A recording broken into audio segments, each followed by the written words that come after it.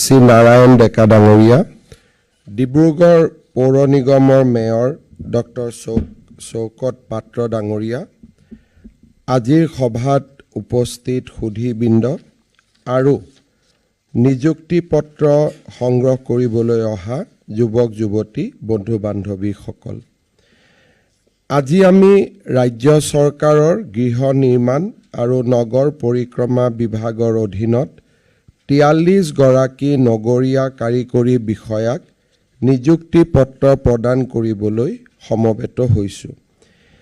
এই নিযুক্তি পত্ৰ প্ৰদানত বা এই 43 গৰাকীৰ ভিতৰত মেকানিকেল ইঞ্জিনিয়াৰ 16 গৰাকী, ইলেক্ট্ৰিকেল ইঞ্জিনিয়াৰ 11 গৰাকী, পাব্লিক হেল্থ ইঞ্জিনিয়াৰ 8 গৰাকী, এনভাইৰনমেণ্টেল অভিযন্তা 6 গৰাকী আৰু চিভিল ইঞ্জিনিয়াৰ 2 গৰাকী। আজি আমাৰ বাবে এটা গুৰুত্বপূৰ্ণ দিন। অসমৰ পৌৰ প্ৰশাসন বা আমাৰ পৌৰ নিগম নিকায়সমূহত এটা সময়ত টেকনিকেল মেনপাৱাৰৰ একেবাৰে অভাৱ আছিল আৰু কাৰ্যত এজন বা দুজন জুনিয়ৰ ইঞ্জিনিয়াৰ পৰ্যায়ৰ অভিযন্তাৰে আমি সমগ্ৰ নগৰ প্ৰশাসনটো পৰিচালনা কৰিছিলোঁ। সময়ৰ গতিৰ লগত আমাৰ ৰাজ্যখন সলনি হৈছে। এখন গ্ৰাম্য অৰ্থনীতি বা সম্পূৰ্ণ গ্ৰামীণ ৰাজ্যৰ পৰা লাহে লাহে আমি আৰবানাইজেশ্যনৰ পথলৈ আগবাঢ়িছোঁ। আগতে অসমত এখন পৌৰ নিগম আছিল, এতিয়া আমাৰ ৰাজ্যত 3খন পৌৰ নিগম সম্ভৱ হৈছে আৰু নতুনকৈ কেইবাটাও অঞ্চলক আমি মিউনিচিপালিটি বা আৰবান এৰিয়া হিচাপে ঘোষণা কৰিছোঁ। যেতিয়া ৰাজ্যত পৌৰ নিগম নিকায় বা নগৰীয়াকৰণৰ এটা ধাৰা আৰম্ভ হয়, তেতিয়া বহুবোৰ প্ৰত্যাহ্বানৰো আমি সন্মুখীন হ'ব লাগে। আৰবান ছলিড ৱেষ্ট মেনেজমেণ্টৰ পৰা ড্ৰেইনেজলৈকে আৰু হাউচিং প্লেনিঙৰ পৰা ফায়াৰ ব্ৰিগেডলৈকে লাহে লাহে আমি জটিল সমস্যাসমূহৰ সন্মুখীন হ'বলগীয়া হৈ গৈ থাকে। বিভিন্ন মহানগৰ বা নগৰত পৰম্পৰাগত 2তলীয়া বা 4তলীয়া বিল্ডিঙৰ পৰিৱৰ্তে যেতিয়া 80 ষ্টৰীড, 80 ষ্টৰীড, 100 ষ্টৰীডৰ বিল্ডিংবিলাক আহিবলৈ আৰম্ভ কৰে, তাৰ লগত বহুবিলাক প্ৰত্যাহ্বানো আমাৰ সন্মুখত দেখা দিয়ে। কেইদিনমান আগতে গুৱাহাটীত এটা কমাৰ্চিয়েল এষ্টাব্লিছমেণ্টত অগ্নি বা ফায়াৰ দুৰ্ঘটনা হোৱাৰ পিছত তাক নুমাবলৈ আমি প্ৰায় 24 ঘণ্টাতকৈও বেছি সময় যুঁজ দিবলগীয়া হৈছিলে। আমাৰ অসমত পাহাৰীয়া, বিশেষকৈ আমাৰ বহুকেইখন নগৰ মহানগৰ পাহাৰৰ মাজত সৃষ্টি হোৱা কাৰণে পানীৰ পৰিবহণ বা পানীৰ সৰবৰাহ, আৰ্টিফিচিয়েল ফ্লাড, কৃত্ৰিম বানপানী আদি আমাৰ নগৰীয়া প্ৰশাসনত এটা ডাঙৰ প্ৰত্যাহ্বান হিচাপে থিয় দিয়ে। তাৰ লগে লগে আমাৰ নগৰীয়া প্ৰশাসনত বিত্তীয় ব্যৱস্থাও এটা অত্যন্ত জটিল ব্যৱস্থা। ইয়াৰ আগলৈকে আমি যিহেতু অসমত মিউনিচিপালিটি যথেষ্ট নাছিলে, সেইকাৰণে চৰকাৰৰ পৰা পোৱা অনুদানেৰে মিউনিচিপালিটিসমূহ আমি চলোৱাৰ ব্যৱস্থা কৰিছিলোঁ। ভাৰত চৰকাৰে এতিয়া গুৰুত্ব আৰোপ কৰিছে যে নগৰ প্ৰশাসন বা নগৰসমূহ নিজে নিজৰ ভৰিৰ ওপৰত থিয় হ'ব লাগে। তাৰ পৰিপ্ৰেক্ষিতত ফাইনেন্সিয়েল মেনেজমেণ্টটো এটা ডাঙৰ বিষয় হৈ আমাৰ সন্মুখত দেখা দিছে। প্ৰপাৰ্টি টেক্স বা প্ৰপাৰ্টি টেক্সৰ লগত জড়িত সমগ্ৰ বিষয়টোক সুশৃংখলিত কৰা এটা আমাৰ সন্মুখত ডাঙৰ দায়িত্ব হিচাপে থিয় দিছে। যোৱা কেইটামান বছৰত আমি এই সমস্যাসমূহৰ লগত যুঁজিবলৈ আমি চেষ্টা কৰিছিলোঁ। আজি আমি GIS ভিত্তিক সম্পত্তিৰ মানচিত্ৰকৰণ, ডিজিটেল আত্মমূল্যায়ন আৰু স্বচ্ছ হিচাপৰ জৰিয়তে পৌৰ নিগম নিকায়সমূহৰ ৰাজহ আমি 30% বিক্ৰী কৰিব পাৰিছোঁ। QR কোডৰ জৰিয়তে ধন আদায়, SMS এলাৰ্ট, আত্মসহায়ক গোটৰ জৰিয়তে কৰ সংগ্ৰহৰ ব্যৱস্থাই পৌৰ প্ৰশাসনত স্বচ্ছতা আনিছে। বিভাগীয় সঞ্চালকালয়তো এটা সম্পূৰ্ণ ডিজিটেল প্ৰশাসন ব্যৱস্থা স্থাপন কৰা হৈছে। ইউনিফাইড মিউনিচিপাল পৰ্টেলৰ জৰিয়তে নাগৰিকক সেৱা আগবঢ়োৱাৰ বাবে চেষ্টা কৰা হৈছে। UPWOG ডাবল এণ্ট্ৰি এক্ৰুৱেল একাউণ্টিং ছিষ্টেমৰ জৰিয়তে আমি বিত্তীয় স্বচ্ছতা আৰু জবাবদেহিতা আনিবলৈ আমি সক্ষম হৈছোঁ। ইয়াৰ লগে লগে আমি পৌৰ নিগম নিকায়সমূহত কাম কৰা কৰ্মচাৰীসকলক যাতে আমি এটা সুবিধা বা নিশ্চিত ছাৰ্ভিচ কণ্ডিশ্যন দিব পাৰোঁ, তাৰ বাবে কেইটামান দিন আগতে আমি 644 গৰাকী পৌৰ কৰ্মীৰ চাকৰিক আমি প্ৰাদেশিকৰণ কৰিছোঁ। আটাইবোৰ পৌৰ নিগম নিকায়তে এটা সংহত ব্যৱস্থা আনিবৰ বাবে ৰাজ্য চৰকাৰে কেইটামান দিন আগতে আমি গোটেইকেইটা পৌৰ নিগম নিকায়তে বহু ধৰণৰ আমি নিযুক্তি আৰম্ভ কৰিছিলোঁ। বিশেষকৈ এক্সিকিউটিভ অফিচাৰৰ বাবে আমি 96 গৰাকী কাৰ্যবাহী বিষয়া নিযুক্তি দিছিলোঁ। আগতে আমাৰ পৌৰ নিগম নিকায়সমূহত এক্সিকিউটিভ অফিচাৰ স্থায়ী নাছিলে, কোনোবা এজন মেজিষ্ট্ৰেটে তাৰ দায়িত্ব লৈছিলে আৰু অংশকালীন দায়িত্বৰ বাবে নগৰ প্ৰশাসনত গুৰুত্ব দিব পৰা নাছিলে। আমি কেইটামান দিন আগতে 96 এক্সিকিউটিভ অফিচাৰ এপইণ্টমেণ্ট দিছিলোঁ। নগৰীয়া বিত্তীয় সেৱা ব্যৱস্থাটোক সুশৃংখলিত কৰিবৰ বাবে 100 গৰাকী আমি ফাইনেন্সিয়েল মেনেজমেণ্ট অফিচাৰ নিযুক্তি দিছিলোঁ আৰু সেই সময়তে আমি 96 গৰাকী চিভিল ইঞ্জিনিয়াৰো নিযুক্তি দিছিলোঁ। আজি আমি mechanical engineer, electrical engineer, public health engineer, environment আদিৰ লগত জড়িত আমাৰ মেন পাৱাৰ মিউনিচিপালিটিসমূহত ইনফিউজ কৰি আমি মিউনিচিপালিটিসমূহক বা পৌৰ নিগম নিকায়সমূহক আৰু অধিক কাৰ্যক্ষম কৰি তুলিবলৈ আমি চেষ্টা কৰিছোঁ। আজিৰ নিযুক্তি প্ৰদান অনুষ্ঠানৰ এটা ডাঙৰ গুৰুত্ব যে এই নিযুক্তি পোৱা মেন পাৱাৰ বা যুৱক যুৱতীসকলে আমাৰ ৰাজ্যৰ নগৰীয়া প্ৰশাসন ব্যৱস্থাটোক আৰু অধিক শক্তিশালী কৰি তুলিবলৈ সক্ষম হ'ব।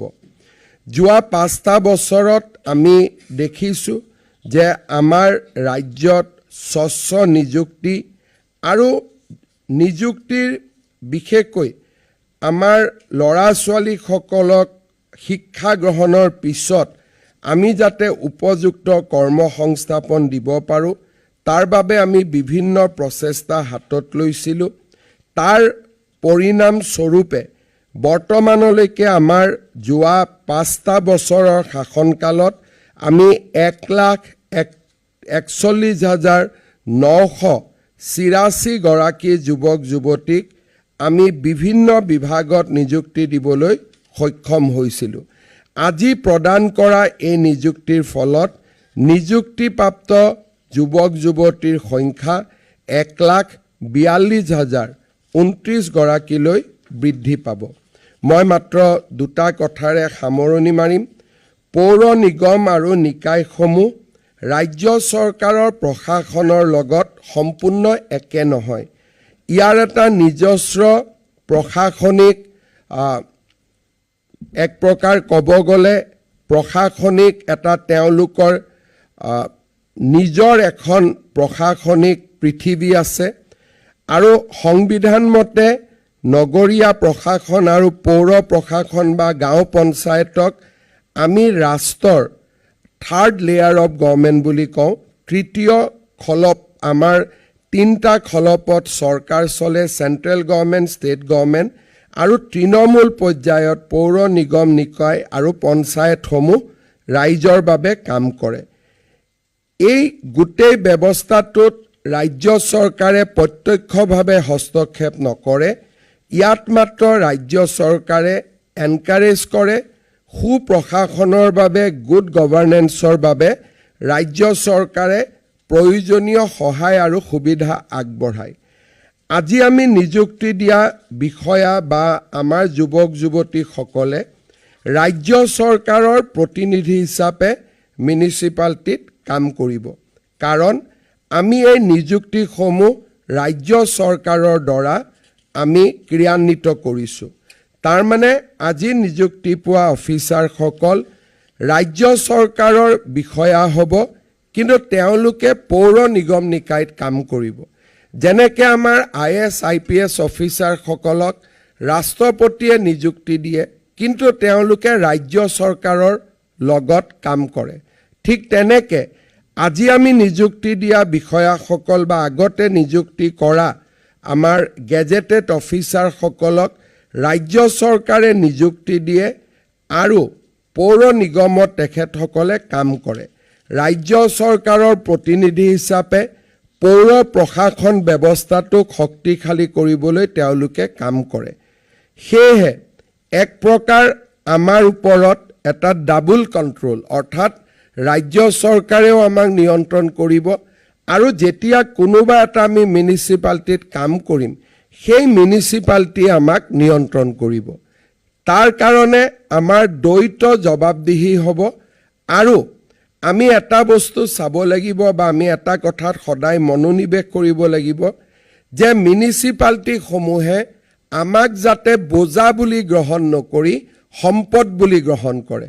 বহুত সময় যেতিয়া আমি ৰাজ্য চৰকাৰে অফিচাৰ পঠাই দিওঁ, মিউনিচিপালিটিসমূহে ভাবে যে এই বিষয়াজন বা এই অফিচাৰজনে গৈ আমাক সহায় কৰাৰ পৰিৱৰ্তে আমাৰ ওপৰত এটা বোজা হিচাপেহে তেওঁলোকে কাম কৰি আছে।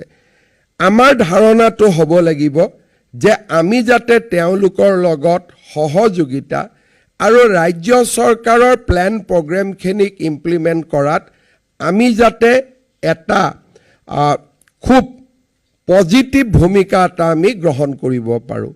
আমাৰ মিউনিচিপালিটিসমূহক লৈ বৰ্তমানলৈকে ৰাজ্যৰ বহুত অভিযোগ থাকে, কাৰণ জনসাধাৰণে দিছপুৰক দেখা নাপায়।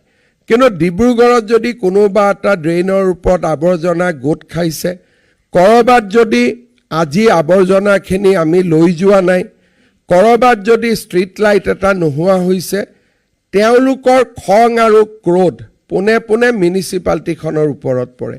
দিছপুৰলৈকে আহি নাপায়, কাৰণ মানুহে পৌৰ নিগমকে তাৰ বাবে দায়ী কৰে। পৌৰ নিগম নিকায়ত সেইকাৰণে গুড গভাৰ্নেন্স আমাৰ কাৰণে অত্যন্ত প্ৰয়োজনীয়। মানুহে ৰাজ্য চৰকাৰ আৰু কেন্দ্ৰীয় চৰকাৰক দেখা নাপায়। হোল্ডিং নম্বৰৰ কাৰণে, কোনোবাই ড্ৰেইনটো ঠিক কৰাৰ কাৰণে, কোনোবাই আৱৰ্জনাখিনি মুক্ত কৰাৰ বাবে, কোনোবাই ষ্ট্ৰীট লাইটটোত যদি ফিউজ হৈ আছে তাক ৰিকনেক্ট কৰাৰ কাৰণে, সৰু সৰু কথাবিলাক তেওঁলোকৰ কাৰণে যথেষ্ট ডাঙৰ সমস্যা হৈ থিয় দিয়ে। ড্ৰেইন বনাওঁ, পানী যিফালে যাব লাগে তাতকৈ ওলোটা ফালে আহে। আমাৰ অসমত এটা বহু ডাঙৰ সমস্যা, আমি যদি ড্ৰেইন বনাওঁ, পানী নিষ্কাশনৰ কাৰণে ড্ৰেইন বনাওঁ, কিন্তু ক'ৰবাত নহয়, আমাৰ ক'ৰবাত প্লেনিং ভুল হয়, পানীটোৱে ওলোটাই ড্ৰেইনটোৱে নেক্সট টাইম বেছিকৈ বানপানীৰ সৃষ্টি কৰে। অৰ্থাৎ আমি গ্ৰেডেশ্যন বা গ্ৰেডিংবিলাক আমি মিলোৱাত আমি অক্ষম হওঁ। বিল্ডিং পাৰ্মিশ্যন দিওঁ, কিন্তু বিল্ডিং পাৰ্মিশ্যনৰ পিছত আমি এনেকৈ বিল্ডিং পাৰ্মিশ্যন দিওঁ যাতে ৰিয়েল ইষ্টেটত কাম কৰা মানুহজনৰ সুবিধা হয়, ৰাইজৰ অসুবিধা হয়। বিল্ডিং বাইলখনক কেনেকৈ ইণ্টাৰপ্ৰেট কৰি আমি ৰিয়েল ইষ্টেটত কাম কৰা মানুহজনক সুবিধা দিব পাৰোঁ, তাক লৈ আমি বেছি চিন্তা কৰোঁ, আৰু ৰাইজক কেনেকৈ সুবিধা দিব পাৰোঁ তাক লৈ আমি কম চিন্তা কৰোঁ। তাৰ কাৰণে গুৱাহাটীত আজি নেচাৰেল ড্ৰেইনবিলাক এক প্ৰকাৰ নোহোৱা হৈ গ'ল, আৰু তাৰ একমাত্ৰ দায়ী হৈছে গুৱাহাটী পৌৰ নিগম আৰু GMDA। আজিৰ অফিচাৰ নহয়, লাষ্ট 40 years 50 yearsত তেওঁলোকে ড্ৰেইনৰ ওপৰত ঘৰ বনাব পাৰ্মিশ্যন দি তেওঁলোকে আমাৰ গোটেই প্লেনিং ব্যৱস্থাটোক এক প্ৰকাৰ ধ্বংস কৰি শেষ কৰি পেলালে বুলি ক'লেও ভুল নহয়। আজি আমি এনেকৈ অপৰাধ কৰিবলৈ চিন্তা কৰোঁ যে আমাৰ মন্ত্ৰীসকলৰ আৱাসৰ সন্মুখতে GMDA GMCয়ে 6তলীয়া 7তলীয়া বিল্ডিং বনাব পাৰ্মিশ্যন দিছে, কিন্তু বাহিনী নদীৰ ওপৰত কেনেকৈ গাড়ীখন পাৰ হৈ যাব আৰু গাড়ীখন পাৰ নহওঁতে কেনেকৈ অভাৰব্ৰিজৰ তলত ট্ৰেফিক জামৰ সৃষ্টি নহ'ব, তাৰ কাৰণে প্ৰশ্ন সুধিলে তেখেতসকলে উত্তৰ দিব নোৱাৰে। আজি এতিয়াও যদি আমি যাওঁ আমি দেখা পাম যে বাহিনী নদীৰ কাষতে আমাৰ ছুপাৰ মাৰ্কেটৰ ফ্লাইঅভাৰৰ বাওঁফালে ডাঙৰ বিল্ডিং এটা বনাব পাৰ্মিশ্যন দিছে। বিল্ডিংটোলৈকে যোৱা ৰাস্তা হৈছে বাহিনী নদীৰ ড্ৰেইনটো, বা আমি তাক নদী বুলি ক'ব পৰা এতিয়া অৱস্থাত নাই। তাত যদি ইউ টাৰ্ণ কৰিব যায় গোটেই GS ৰুটটো বন্ধ হৈ যাব। এতিয়া ইয়াত আপোনালোকে চিন্তা কৰক, য'ত মুখ্যমন্ত্ৰী থাকে, য'ত মন্ত্ৰীসকল থাকে, বিভাগীয় মন্ত্ৰী থাকে, তাৰ সন্মুখতো যদি ইলিগেল পাৰ্মিশ্যন দিবলৈ সাহস কৰে, তাৰ মানে এই মানুহক, সাধাৰণ মানুহক তেওঁলোকে আজিলৈকে কিমান আতংকিত কৰি ৰাখিছে। মানুহে কমপ্লেইন দিব গৈ পেলাই, বুজাব গৈ পেলাই ৰাস্তা নোপোৱা হৈ যায়। যেতিয়া গুৱাহাটীত পানী কিয় জমা হয় বুলি আমি ডাঙৰ যানবিলাক আমি ড্ৰোন লগাই ফুটেজ চাওঁ, তেতিয়া আমি দেখা পাওঁ যে নদীৰ মাজলৈকে আহি মানুহে ঘৰ বনাইছে আৰু সকলোৰে হাতত অৰিজিনেল বিল্ডিং পাৰ্মিশ্যন আছে। ঘৰকেইটা যদি ভাঙিব যাওঁ সকলোৰে লগত অৰিজিনেল বিল্ডিং পাৰ্মিশ্যন আছে। এই বিল্ডিং পাৰ্মিশ্যনবোৰ কোনে দিছে? আমাৰ অফিচাৰসকলে দিছে। কেনেকৈ দিছে? আইনখনক নিজৰ মতে ইণ্টাৰপ্ৰেট কৰি দিছে। মই বিচাৰোঁ যে আইন আৰু বিল্ডিং বাইলজ জনসাধাৰণৰ স্বাৰ্থত ইণ্টাৰপ্ৰেট হ'ব লাগে। যোনে জনসাধাৰণক ক্ষতি কৰে তেনেকৈ ইণ্টাৰপ্ৰেট কৰিব নালাগে। আৰু সেইকাৰণে যিহেতু আমি ডিব্ৰুগড়, শিলচৰ, গুৱাহাটী, নগাঁও সৰু টাউন এখনৰ এৰিয়াত আমি কাম কৰিম, আমি যেতিয়া বেয়া কাম কৰিম তাক ঘৰে ঘৰে আলোচনা হয়। আমাৰ অফিচাৰসকলে বা বিষয়া কৰ্মচাৰীসকলে ভাবে যে মই যিটো কাম কৰি আছোঁ সেইটো কোনেও দেখা নাপায়, কিন্তু আচলতে আমাৰ বিষয়ে যে মানুহে ঘৰত গৈ, নিজৰ ঘৰত গৈ, ভিতৰত গৈ ল'ৰা ছোৱালীৰ সন্মুখত আলোচনা কৰে যে আজি অমুক অফিচাৰক 200 টকা এটা দি থৈ আহিলোঁ, 500 টকা এটা দি থৈ আহিলোঁ, অমুক মন্ত্ৰীক 1000 টকা দি থৈ আহিলোঁ, ঘৰত আলোচনা কৰে, ল'ৰা ছোৱালীয়ে শুনে। আৰু সেই ল'ৰা ছোৱালীয়ে যিখন কলেজত কাম কৰে সেই অফিচাৰজনৰ ল'ৰা ছোৱালীও তাতেই কাম কৰে। গতিকে আপোনালোকে চিন্তা কৰক যে আমাৰ সন্তানসকলৰ পিছফালে মানুহে কেনেকৈ কথা পাতে, অমুকৰ দেউতাকে অমুক কৰিলে, তমুকৰ দেউতাকে অমুক কৰিলে। তাৰ মানে মই এইটোকে ক'ব খুজিছোঁ যে সৰু সমাজত আমি বাস কৰোঁ, আমাৰ সকলোৰে কথা সকলোৱে দেখা পাই থাকে। আমি কাকো নিজৰ পৰা আঁতৰত ৰাখিব নোৱাৰোঁ। আমি যেনেকৈ ভগৱানৰ ঘৰত গৈ পেলাই আমি লুকাব নোৱাৰোঁ, কাৰণ তেওঁ সকলো দেখা পাই থাকে। আমি ভাল কাম কৰোঁ, বেয়া কাম কৰোঁ, ভগৱানৰ চকুত ধৰাত পৰে। তেনেকৈ আমি ভাল কাম কৰোঁ, বেয়া কাম কৰোঁ, মানুহৰ চকুত ধৰাত পৰে। বিশেষকৈ সৰু টাউনত, বিশেষকৈ যদি আমি কম জিঅ'গ্ৰাফিক লোকেশ্যনত কাম কৰোঁ, দিল্লীত কোনোবাই কিবা কৰিছে তাক অসমৰ মানুহে দেখা নাপায়, দিছপুৰত কোনোবাই কিবা কৰিছে তাক নগাঁৱৰ মানুহে দেখা নাপায়, কিন্তু নগাঁৱত যিটো কাম কৰিছোঁ তাক নগাঁৱৰ মানুহে দেখা পাবই। তাৰ মানে আমি যিটোৱে ব্যৱহাৰ নকৰোঁ কিয় সেইটো সদায় মানুহৰ সন্মুখত এক্সপ'জ হৈ থাকে। মানুহে জানে, মানুহে নকয় বেলেগ কথা, কিন্তু প্ৰত্যেকজন মানুহে আমাৰ বিষয়ে জানে, আমাৰ বিষয়ে বুজে। মই আশা কৰিম যে আমি যোৱা 5টা বছৰত 1 লাখ, প্ৰায় 1.5 লাখ ল'ৰা ছোৱালীক নিযুক্তি দিছোঁ।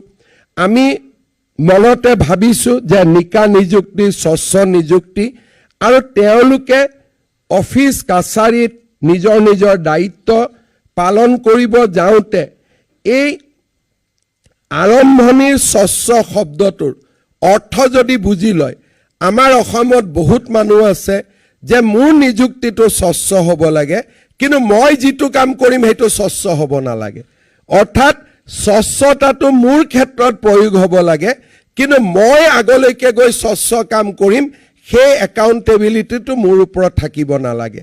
তেনেকুৱা পৰিৱেশ আমি নোহোৱা কৰিব লাগে। আমি স্বচ্ছ ৰাস্তাৰে নিযুক্তি পাইছোঁ আৰু আমি স্বচ্ছতাৰ পৰিৱেশ এটা আমাৰ কাৰ্যালয়ত গৈ আমি আৰম্ভ কৰিম, যাতে আমাৰ ৰাজ্যখন আগুৱাই যাব পাৰে, আমাৰ নগৰখন আগুৱাই যাব পাৰে।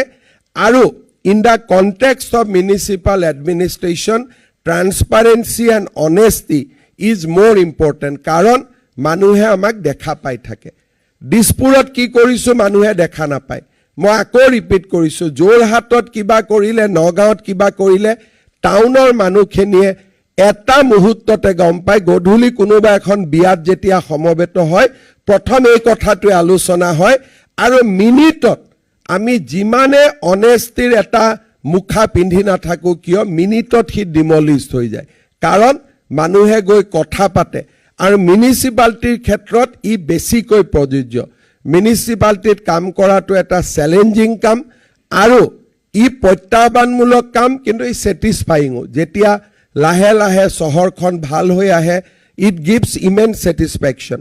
অহা পৰহি গুৱাহাটীত এয়াৰপৰ্ট আৰম্ভ হ'ব নতুন, দেখিলে মনটো ভাল লাগে। আজি আমি কেইদিনমান আগতে আমাৰ স্মাৰ্ট চিটি লিমিটেডে ৰিভাৰ বেংক নিৰ্মাণ কৰিছে। হাজাৰ হাজাৰ মানুহ যায় আৰু ভাল কথা কয়।